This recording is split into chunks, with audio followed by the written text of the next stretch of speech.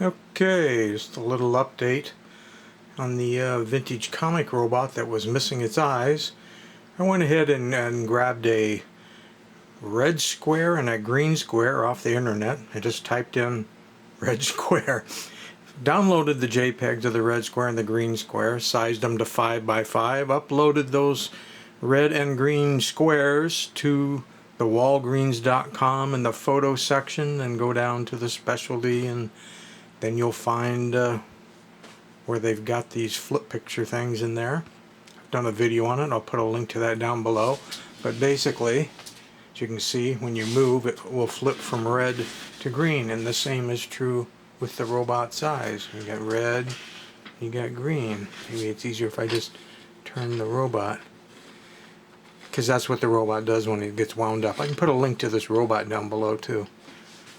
Or I can try to wind it up here with one hand. I don't know how successful I'll be. Probably not very. Let's see if it turns enough. Oh yeah, there we go. So now the eyes change colors. That was one of the functions that was listed on the box, the comic robot.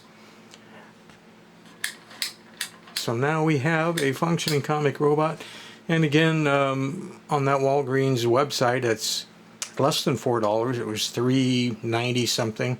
And I've already cut a whole strip off here, as you can see, because the hardest part of this whole project was trying to cut the ovals to fit in the eyes. It's kind of a substantial, thick piece of plastic, and to try and cut eyes that fit and look good isn't all that easy. But ordering them was just put up the red square, put up the green square, paid another $1 something for shipping. It was delivered 8 days later today, and cut the ovals out and glued them in, and now my comic robot is happy and complete.